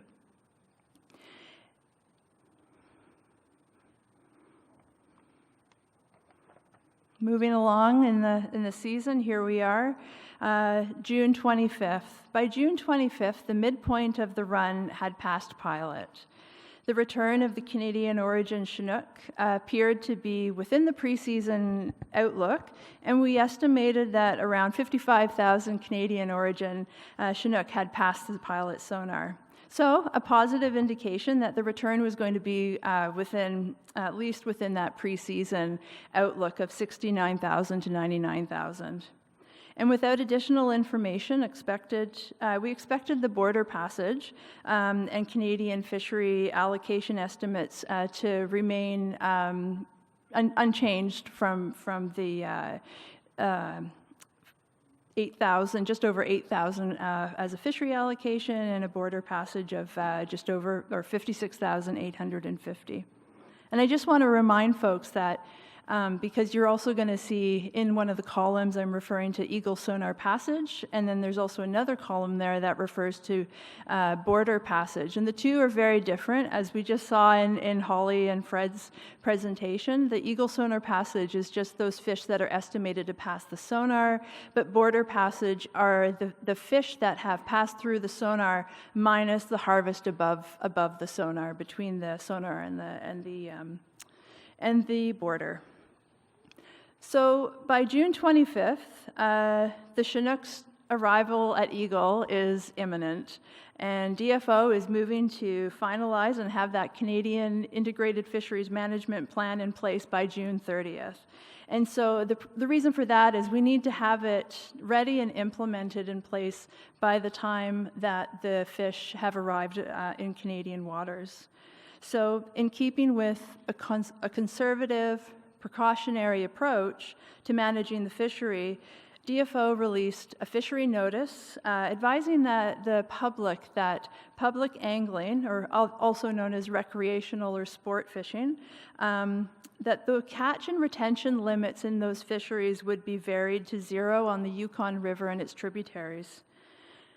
Around this time, the DFO minister is still considering the Salmon Subcommittee's recommendations in advance of finalizing that integrated fisheries management plan.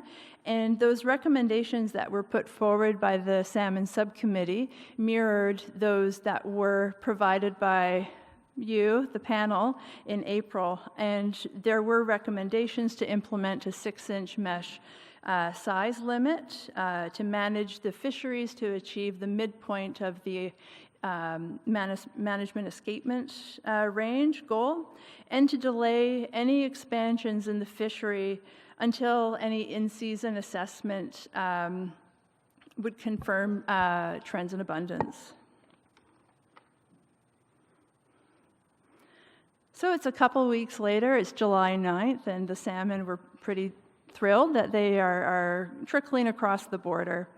And at Eagle Sonar Passage on July 9th, the run, we see around 2,300 fish there thus far. We're just 8 or 9 days into the run at this point. At the same time, on July 9th, the run is it's nearly complete at pilot, with the Canadian origin run size estimated to be around 95,000 fish.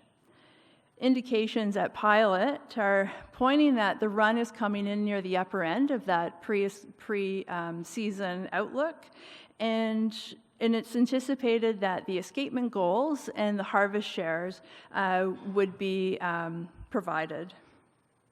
So DFO, we get to work revising expectations, and in accordance with the treaty, with the salmon agreement, and a management spawning escapement target of 48,750, we revise our expected Canadian fishery allocation or harvest share. We revise it, and it's now increased a bit from 8,000 to 10,000. And this number is a threshold in our management strategy, and this number now provides for a full First Nation fishery in the Yukon. So a full First Nation subsistence fishery.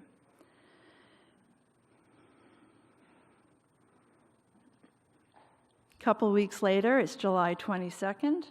The run is over at Pilot, and we know that the estimate of the Canadian origin return is around 98,000, which bumps up our estimated Canadian fishery allocation to 10,640. Now, I should pause and mention that, yes, although fishery allocation or harvest shares are not finalized until post-season, when all the information is in and we're sure, and we know what we have a greater confidence in what the Canadian return or the Canadian origin return was, run size, we really do have to make estimations throughout the season.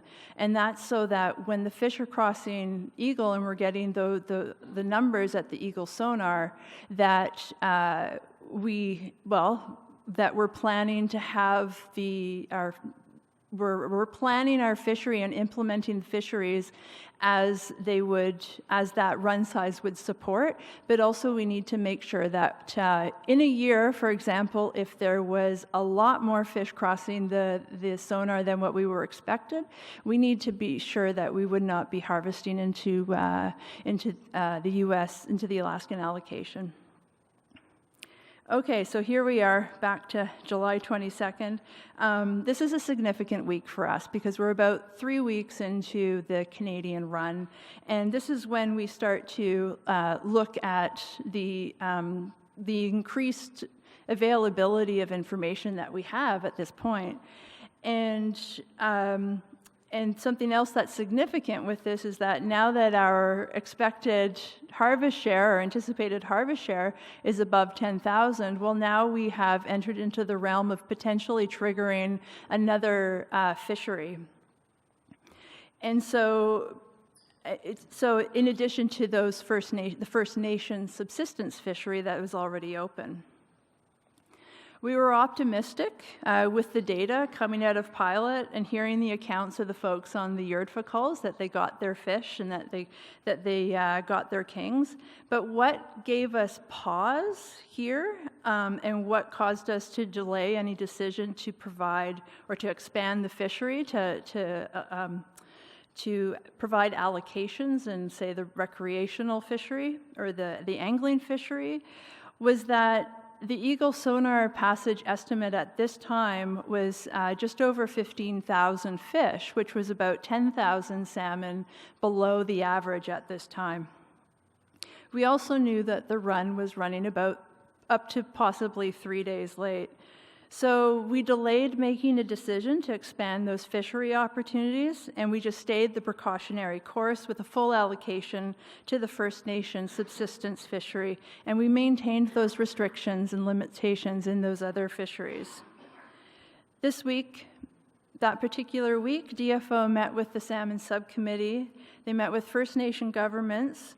And I should say that these meetings with the First Nation governments and the updates that are provided, they're provided to help inform them as they are the ones that direct their fisheries. They're the original managers, and they're managing and directing their own fisheries. And I brought up with me here, I know some of you will have seen some of these management plans. This is just a handful of them, but these are some of the community-based management plans that First Nation governments have released over the last few years. And I know that there will be more to come.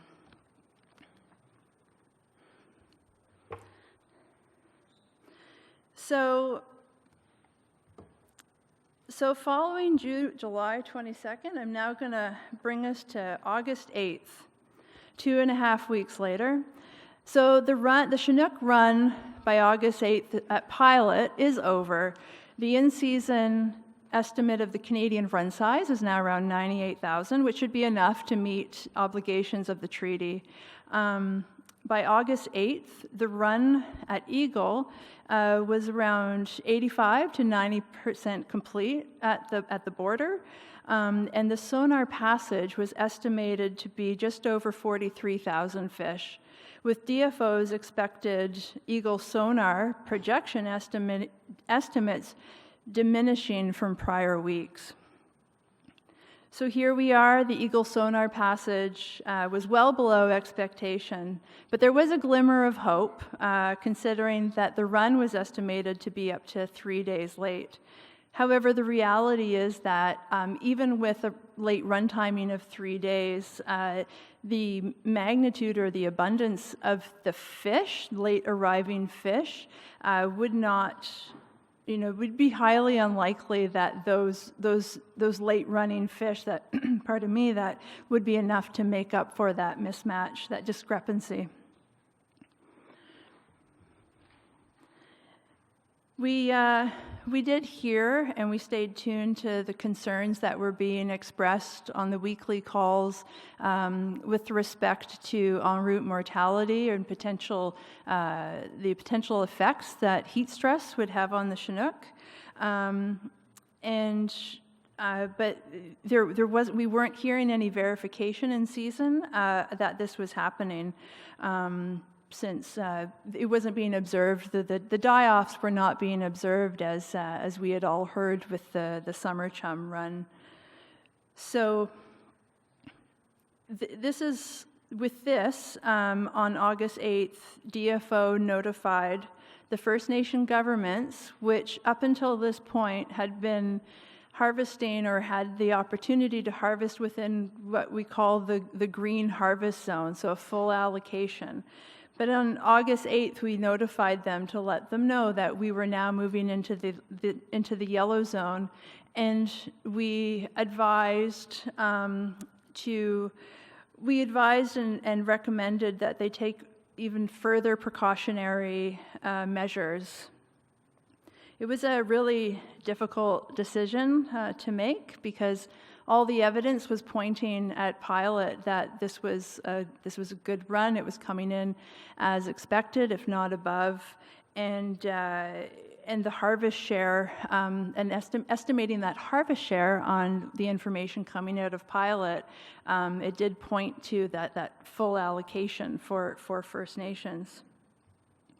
But with the evidence at Eagle pointing to lower numbers and a late run, DFO enacted, in addition to notifying First Nations that we were now into the yellow zone, that we also enacted a complete angling closure on the Yukon River.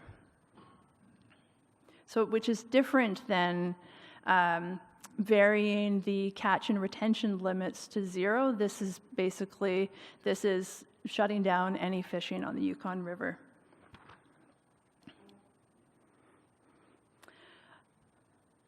August 21st, Eagle Sonar's almost done, it's about 99% complete. The run size is well below expectation, and we know that the assessment operations at Eagle are going to cross over into assessing fall chum any day now. Our projections, which are based on the Eagle Sonar passage and run timing, are indicating now that we may have a border passage of closer to 47,000. We know that the midpoint of the spawning escapement management goal is not likely to be met, and we don't expect Canada's harvest share to materialize. With this information, DFO makes a management decision to delay the openings for the chum commercial and domestic fisheries. And the reason why we did this was to provide or to allow for as many of those Chinook to reach their spawning grounds, any of those late running Chinook to reach their spawning grounds. It was around this time that several individuals with DFO addressed some of the concerns that we were having with ADF&G with respect to that low passage at Eagle, and also in conjunction with the management decision to liberalize opportunities in the upper Yukon River District 5D, which there was just a lengthy conversation on.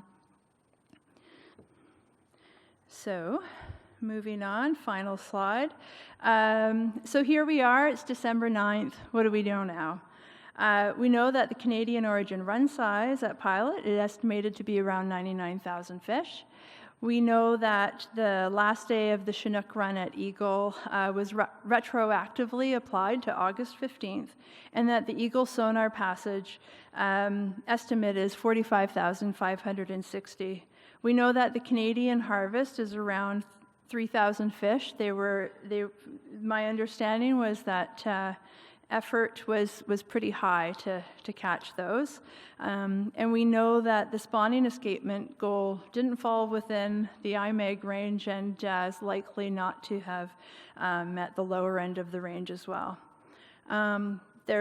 We don't know what the border passage is as of yet, just because we don't know what the U.S. harvest catch is above Eagle.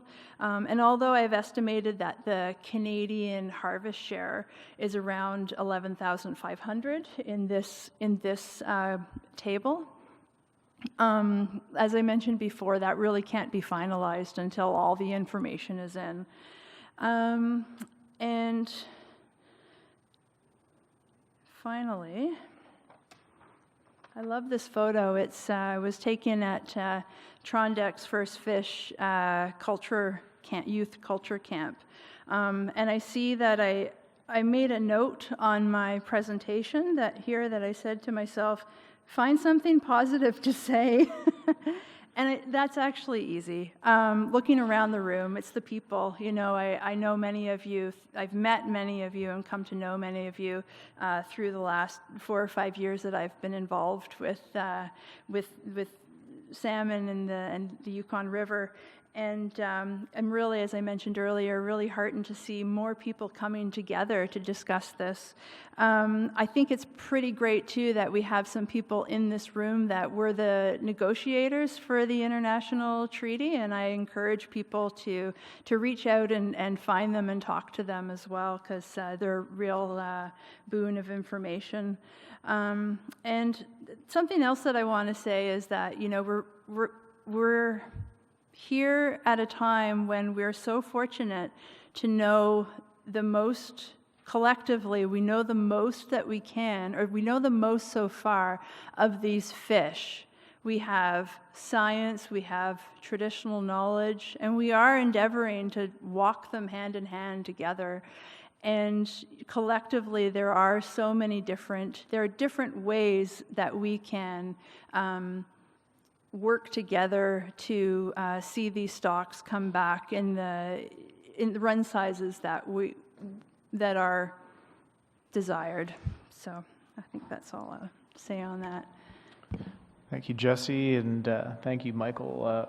What we'll do at this point, without cutting off the conversation too much, is we'll resume tomorrow morning with questions on the Canadian presentation, so to afford folks some time to consider the information that's been shared. We did have time scheduled for testimony at the end of the day. I am respectful of the fact that we do have 3 representatives that have signed up to provide testimony. We will provide a testimony opportunity now. We'll go a little bit over time, but I'll ask each of the members that I call up if it's possible to reschedule your testimony for tomorrow. Could you let me know? If not, if this is your only opportunity to provide testimony, then we'll certainly accommodate you here. So I appreciate your consideration in that respect. So first I'll call Mr. Charlie Wright from Tanana, Alaska. Okay. Thank you very much for your willingness to accommodate us. Miss Brandy Mays from Kwanlin First Nation.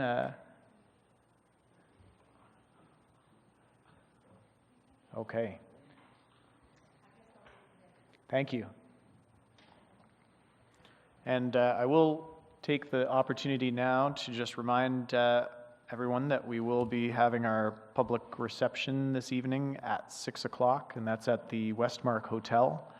And important reminder as well that during our public reception this evening, we will have a special presentation from Kwanlin First Nation starting at 6:30.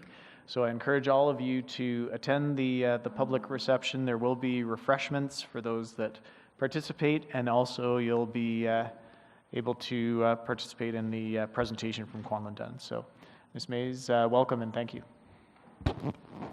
Finish these. I promise not to speak too much about numbers. I don't have a graph to show you either. Chokotani, it's good to see you. My name is Brandy Mays. We are standing in the traditional territory of my ancestors. I'm a proud descendant of the Tagish-Kwan peoples, the original people of Whitehorse and the Kwanlin First Nation. My great-grandparents are Julia Joe from Tagish, Johnny Joe from Huchai. My great-grandmother is Saki. She's the eldest daughter of the great Marsh Lake chief, Jackie of Marsh Lake. She's buried behind us beside the Whitehorse Hospital, General Hospital, overlooking the Chinook, the Yukon River. I belong to the Ducklawady clan, the Killer Whale and Wolf Crest. The clan crest assures me that I am part of the land, part of the water. As a beneficiary of Kwanlin First Nation, my culture is who I am and where I come from, and my family has relied on salmon for thousands of years. I've been involved with fish and wildlife management for over a decade with focus on Indigenous knowledge, ethical harvesting, and salmon stewardship. Today I'm here in my role as Manager of Operations and Environmental Stewardship for Kwanlin First Nations Lands and Resources Department. I'm also the KDFN representative of the Southern Lakes Community-Based Salmon Planning Project in partnership with Carcross Tagish First Nation, which is funded by the Yukon River Panel Restoration Enhancement Fund. Yukon River Chinook salmon numbers in KDFN's traditional territory have been depleted to the point where our citizens have withdrawn from the annual harvest. You may be meeting the escapement goal at the border, but I am here to tell you that there are so few fish here that we've stopped trying to catch them, with hope that this small spawning or this small number of Chinook will make it to their spawning grounds. Simply meeting the escapement goal at the border does not tell the whole story of what we are experiencing.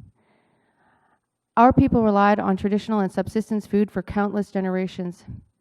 In just a few decades, the once robust stocks of the Chinook salmon in the upper Yukon River Basin have almost completely disappeared. The 1958 completion of the Whitehorse Rapids Dam flooded our traditional fishing locations and put the productive and culturally important Mitchie Creek, McClintock River stocks in an uncertain situation. While the Whitehorse Rapids Fish Ladder and the associated hatcheries program have helped maintain this important spawning population, the recent declining trend in the number of annual female spawners is troubling. This year, only 282 Chinook salmon were counted at the Whitehorse Fish Ladder. Of the 282 Chinook salmon that pass through this fish ladder, we know that not all these salmon will reach their spawning grounds due to the natural predation and other environmental factors. That being said, one may assume that only a couple hundred salmon successfully reach their spawning grounds, but there is no way to know how many of them actually spawned.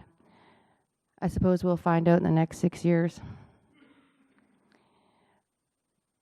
Kwanlin did not observe any salmon spawning in either McClintock River or Mitchie Creek during our annual assessment of these waterways. This is heartbreaking, especially when I hear stories from my grandmother and my elders that the water used to run red with salmon. So no spawning Chinook salmon, no returning Chinook. Hatcheries are proven to be both expensive and ineffective and may pose significant biological, ecological ramifications. Not to mention, it is not our traditional management practices. We have learned from the Pacific Northwest that hatchery programs are not an effective replacement for wild Chinook salmon. We are seeing that play out here in Whitehorse too. This is one of the longest salmon migrations in the world. The impacts to our culture, our people's health, food security, the ecosystem, thereby bears, eagles, and other animals that depend on these returns is devastating. Pressures such as ocean and in-river commercial fishing, bycatch, climate change, or global warming, as my friend Carl Sidney likes to say, have taken a toll on these Chinook returns. Additionally, this population is at extreme risk for overharvest every year due to the fact that they migrate through subsistence fisheries on both sides of the border.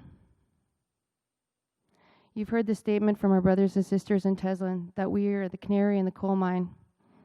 Salmon numbers in the upper Yukon River, or Teslin, are nothing like they used to be. The current management practices are not working. We've managed to manage salmon to their near extinction. If we don't take swift, drastic action, this same story will be told over and over, all the way downriver to the Bering Sea. I'm going to tell you a story that KDFN Elder Louis Smith just told me recently, in fact, just last week. When I told him we were working on a salmon plan, he did not let me say another word. He lifted his cane to indicate he had something to say. He looked me straight in the eye and he said, "You must save the salmon. If it wasn't for salmon, there would not be one Yukon or one Indian left in the Yukon. We would have all starved if it wasn't for salmon. Now it's our turn to save the salmon."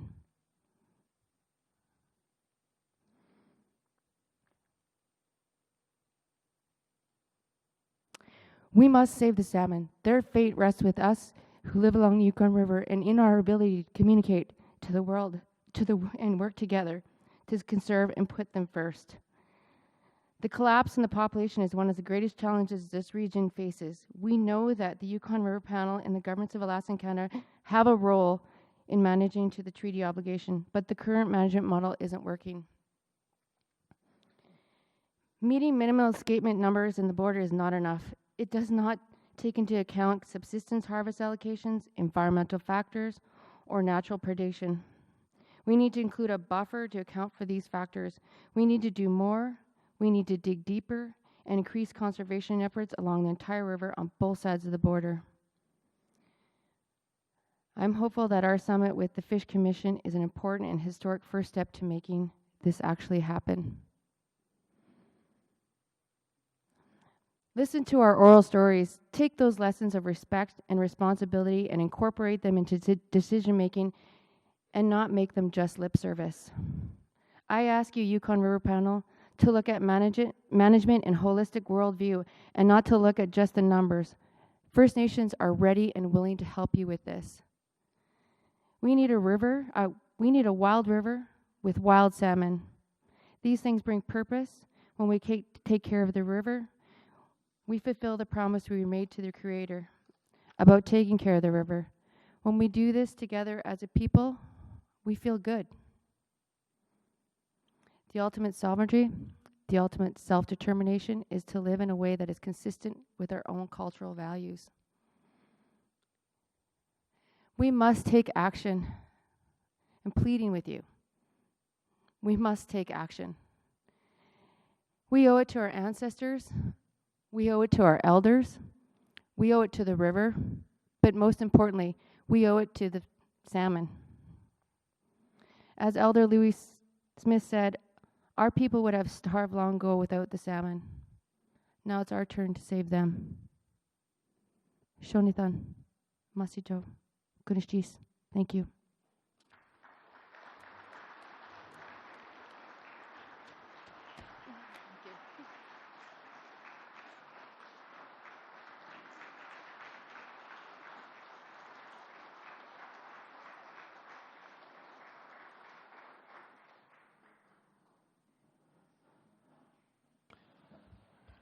Thank you, Ms. Mays, for sharing your words of wisdom with us.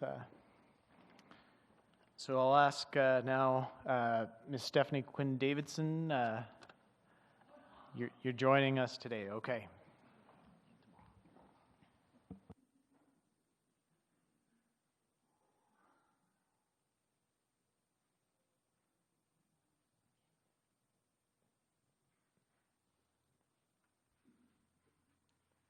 It's been a while since I've given a presentation to the panel, so I thought I would do that.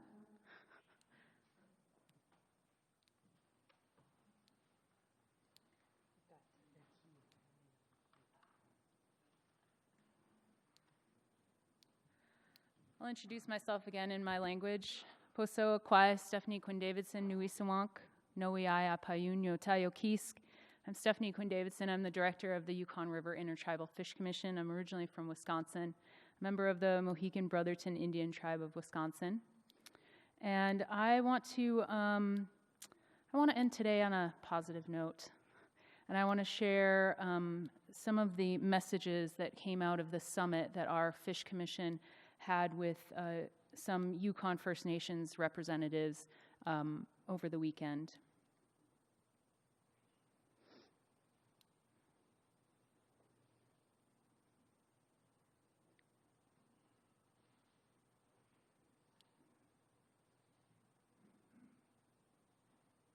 We're getting there. Almost. Sorry.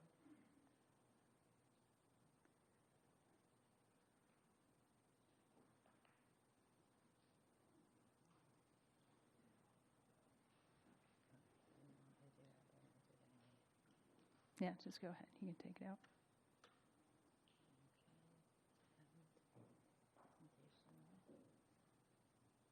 There you go. Great.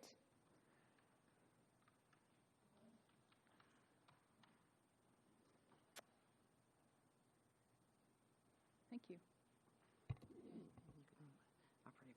Okay, thank you. So we had a graphic facilitation artist join us to capture the main points from our summit. The goals of the summit were to come together and find understanding on how do we move forward regarding Yukon River salmon. I will say most of the conversation centered around Chinook salmon, but Yukon River salmon. I think this past summer, I felt us kind of slipping back in all the progress that we've made over the last many years to try and find understanding along this river and build unity. And I wanted to bring our Fish Commission together and across the border to meet with First Nations to try and rebuild some of those relationships. So this just highlights some of the things that came out when we were talking about why this summit, why now. And you see here, this is the message that Brandy just gave to you. The salmon have saved us, and it's time for us to start saving them. And how, change takes time, but we can't wait to act until they're gone.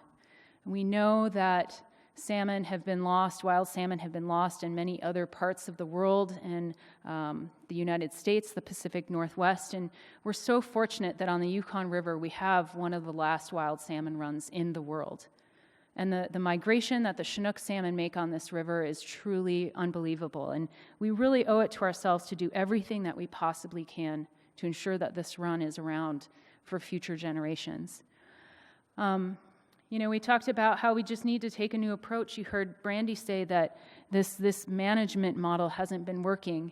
And, we talked about how just this model hasn't been working, and we need to come together and find innovative ways to work together with this issue. We shared our salmon stories with one another, and we developed our common shared salmon story. And so, where'd it go? There we go. These are some of the themes that came out of our shared salmon story.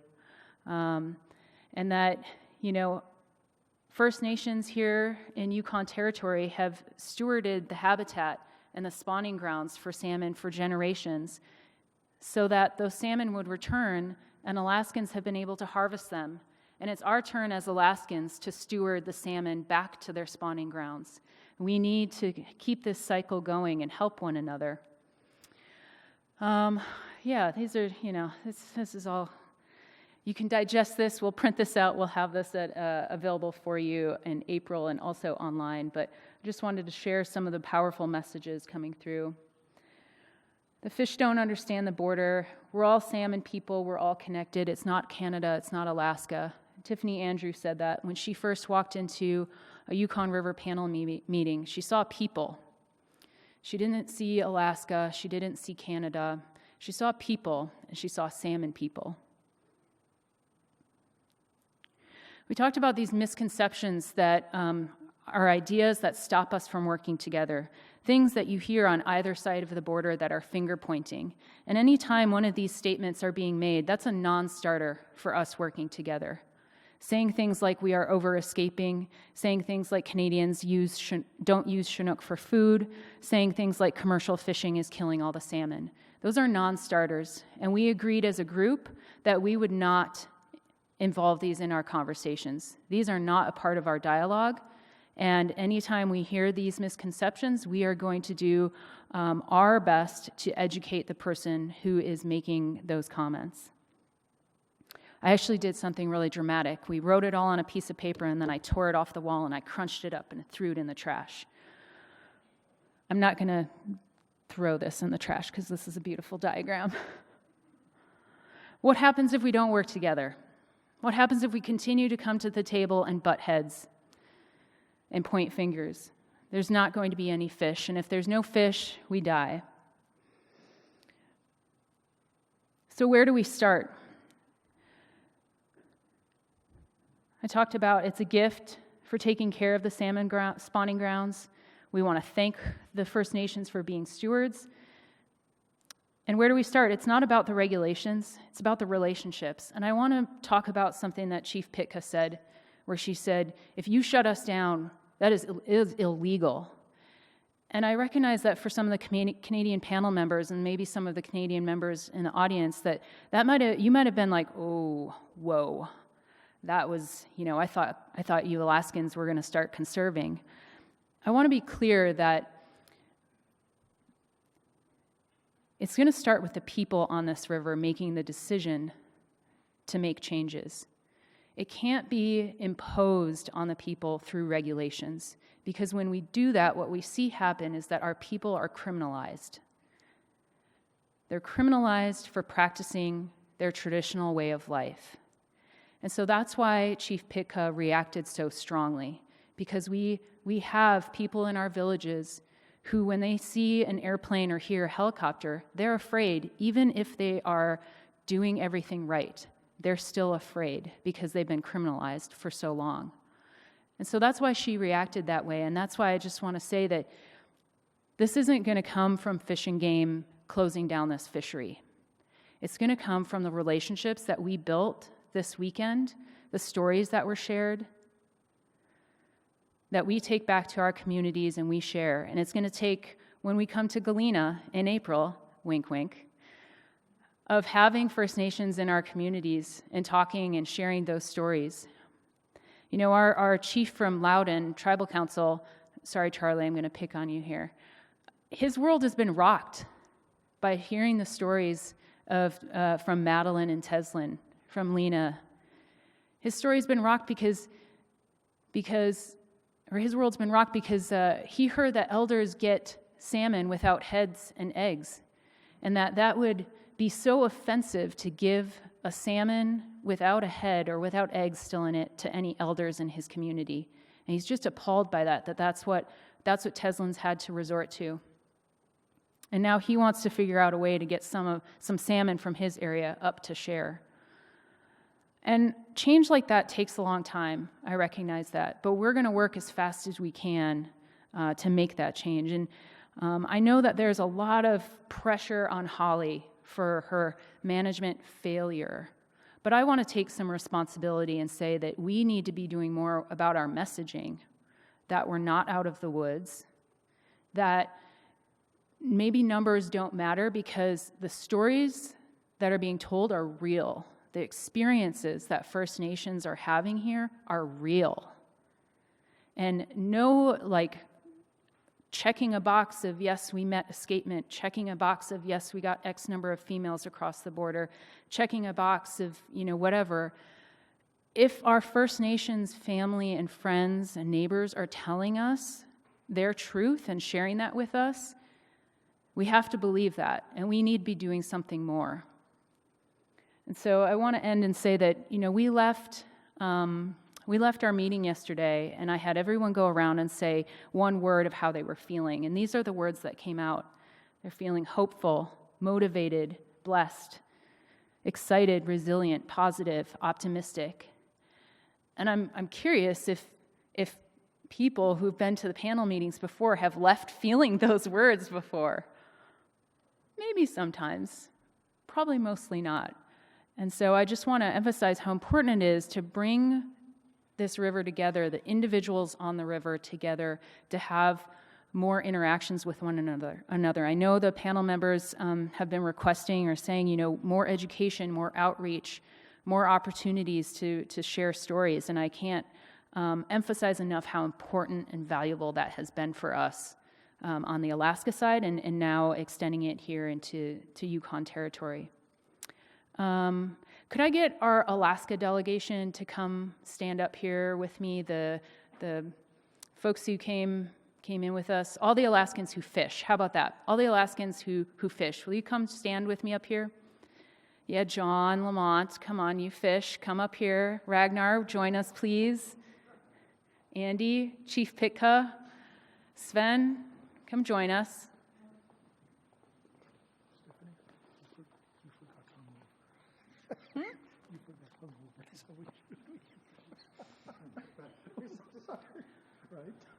And then could I have First Nations in Canada, could you stand up where you are, please?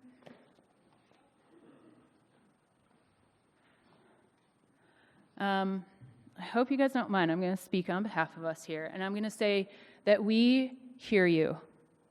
We hear you, and we value the stories that you bring.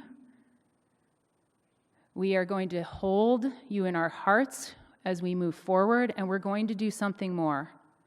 I am going to hold their feet to the fire to make sure that we're doing something more, but I know that these people here are motivated to do something more. And I just want to say thank you for everything that you have done to make sure that we can harvest salmon every year, and we are going to do everything that we can to make sure that you are going to now be able to harvest salmon. So thank you.